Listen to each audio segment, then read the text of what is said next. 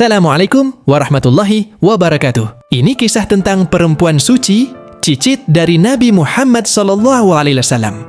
Ia juga seorang ilmuwan terkemuka di masanya, sehingga Imam Syafi'i pun berguru padanya. Sayyidah Nafisah, itulah namanya. Makamnya di Kairo, Mesir, sampai sekarang masih dipenuhi para peziarah. Di luar Masjid Sayyidah Nafisah, dijual buku yang mengupas biografi perempuan yang disebut-sebut sebagai sumber pengetahuan keislaman yang berharga. Nafisah al-Ilm, pemberani, sekaligus abidah zahidah, tekun menjalani ritual dan asketis. Bahkan sebagian orang mengategorikannya sebagai wali perempuan dengan sejumlah keramat.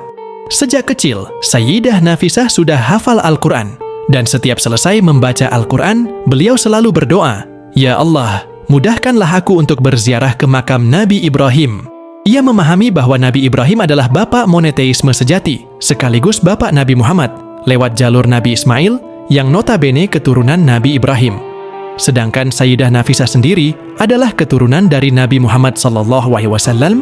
Dengan mengunjungi makam Nabi Ibrahim, boleh jadi ia berharap menarik benang merah perjuangan para leluhurnya. Ketika Allah mengabulkan doanya dan ia bisa berziarah ke makam kakek moyangnya, Nabi Ibrahim, terjadilah peristiwa spiritual yang sebaiknya tidak perlu diceritakan di sini. Ketika ia berusia 44 tahun, ia tiba di Kairo pada 26 Ramadan 193 Hijriah. Kabar kedatangan perempuan yang luar biasa ini telah menyebar luas. Ia pun disambut oleh penduduk Kairo yang merasa bersyukur didatangi oleh Sayyidah Nafisah. Ratusan orang tiap hari datang hendak menemuinya. Dari mulai berkonsultasi, meminta doa, ataupun mendengar nasihat dan ilmu darinya. Bahkan, dikabarkan banyak yang sampai kemping bermalam di luar kediamannya, menunggu kesempatan untuk bisa bertemu.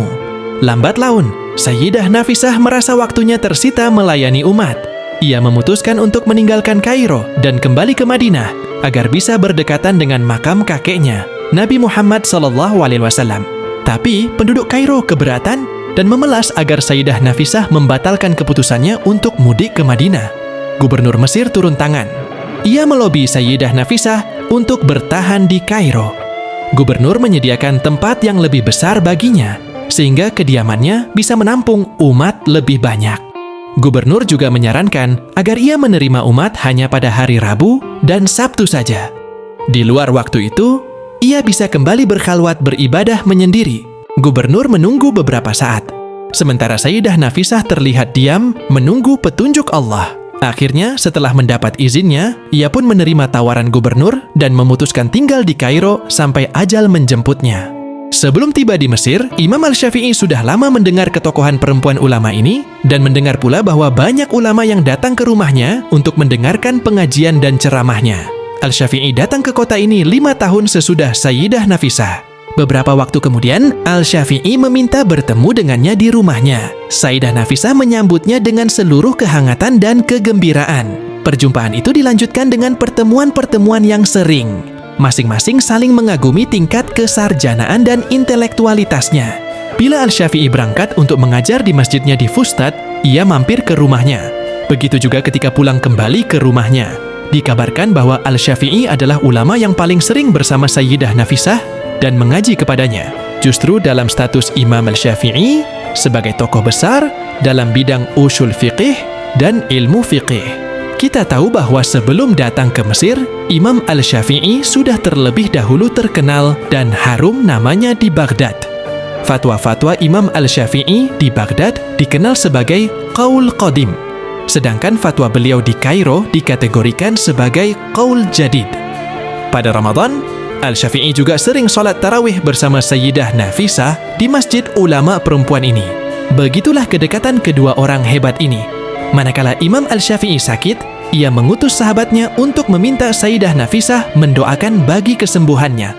Begitu sahabatnya kembali, sang imam tampak sudah sembuh. Ketika dalam beberapa waktu kemudian Al-Syafi'i sakit parah. Sahabat tersebut dimintanya kembali menemui Sayyidah Nafisah untuk keperluan yang sama, meminta didoakan. Kali ini, Sayyidah Nafisah hanya mengatakan, "Matta'ahu Allah bial nadhri ila wajhihal karim." Semoga Allah memberinya kegembiraan ketika berjumpa dengannya. Mendengar ucapan sahabat sekaligus gurunya itu, Al-Syafi'i segera paham bahwa waktunya sudah akan tiba.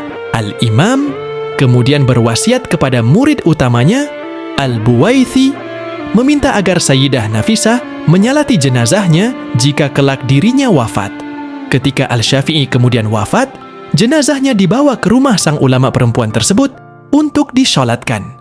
Menurut Kiai Haji Husain Muhammad, di antara nasihat Sayyidah Nafisah kepada para muridnya adalah: 1. Jika kalian ingin berkecukupan, tidak menjadi miskin, bacalah surah Al-Waqiah. 2. Jika kalian ingin tetap dalam keimanan Islam, bacalah surah Al-Mulk.